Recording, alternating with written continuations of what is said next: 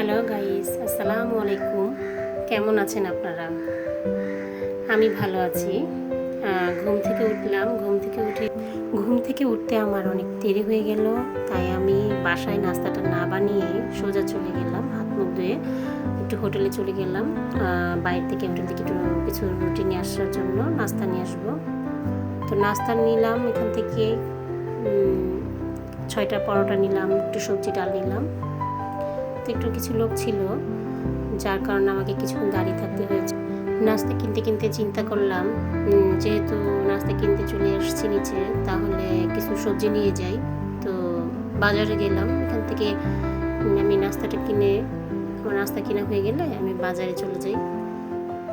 তো বাজারে যাই, সেখানে কিছু টুকিটাকি জিনিসপত্র কিনি আর একটু সবজি কিনি। তো এই যে দেখেন, এটা আমাদের বাজারটা।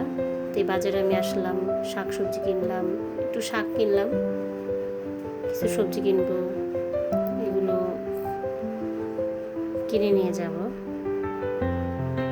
পথে এক আপুর সাথে দেখা হয়, তার সাথে কথা বলতে বলতে দেরি হয়ে যায়।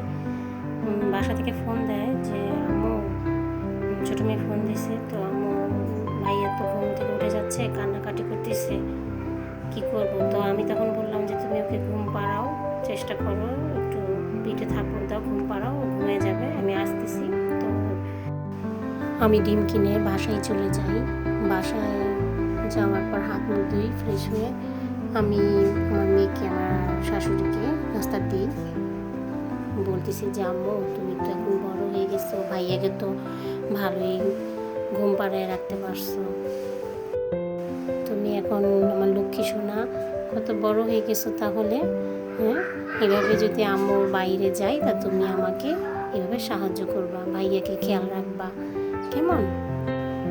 আর বলতেছিলাম যে নাস্তা দিতেছিলাম, আর বলতেছিলাম, আমা বলতেছে যে চা বসিয়ে দাও। তো আমি ফাঁকিতে একটু চাও বসিয়ে দিলাম, চা বসিয়ে দিলাম, দুধ চা খাবো। আমাদের ঘরে সবাই আমরা দুধ চাই খাই সকালবেলা, আর একটু সন্ধ্যাবেলা চা খাই। তো চাটা বসিয়ে দিয়ে এসে নাস্তা আমিও খেতে বসে পড়লাম মেয়ের সাথে। তার দাদু খাচ্ছে, তার নাতি খাচ্ছে নাস্তা, আর কথা বলতেছে।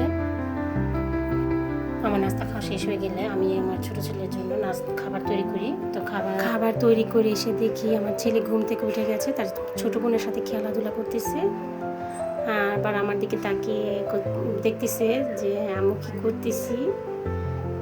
সে বোনের সাথে খেলা করতেছে। আর এখানে দাদু বলতেছে যে দাদা ভাই, তুমি খেলা খাবা দাদা ভাই? দাদা ভাই সাথ দিছে যে দাদা ভাই, তুমি কি খাবে? তো আমার ছেলেটা মুখে একটু হাওয়া করছে। আর আমার দাদা ভাই রুটিটা সরাইয়া ফেলছে, কারণ রুটিটা তো সে চাবাই খেতে পারবে না। তো দাদুর সাথে একটু খেলতেছে, বোনের সাথে খেলতেছে, মজা করতেছে, কীভাবে বসে বসে খেলতেছে। আমি এবার এখানে চা হয়ে গেছে, তো চাটা আমি জাল ওরা ভালো করে হয়ে গেছে, পরে আমি চাটা ঢেলে নিয়ে আসলাম। চাটা খাবো আমরা। চা খেয়ে আমি শাক ভাজতে চলে আসলাম। ওই তো আমার ছেলে আমার সাথে দুষ্টমি করতেছে, শাকের পাতিল নিয়ে টানাটানি করতেছে, হাসাহাসি করতেছে। সে আমার সাথে মজা পাইতেছে, যে আমি যে শাক ভাজতেছি না, এই শাক ভাজা নিয়ে মানে তার এটা খুব ভালো লাগতেছে। একটু পরপর ধরে ধরে শাকের পাতিল ধরে ধরে ফালাইয়া দেয়, শাকগুলো নিয়ে খেলতে চায়। আমি বলতেছি, বাবা তুমি মজা করতেছো, ভালো লাগতেছে তোমার, তুমি এটা নিয়ে যাচ্ছ কেন বারবার আমার কাছ থেকে? এই আর কি, সে তার মতো করে দুষ্টমি করতেছে, আর আমি তার সাথেও হাসাহাসি করতেছি, কথা বলতেছি। কথা বলতে বলতে আমার শাকগুলো বাছা হয়ে গেল। বাছা শেষ করে আমি আমার ছেলেকে গোসল করিয়ে নিলাম। গোসল করিয়ে নেওয়ার পরে আমি আমার বাচ্চাকে সাধারণত 12টা সাড়ে 12টার মধ্যে গোসল করিয়ে ফেলি।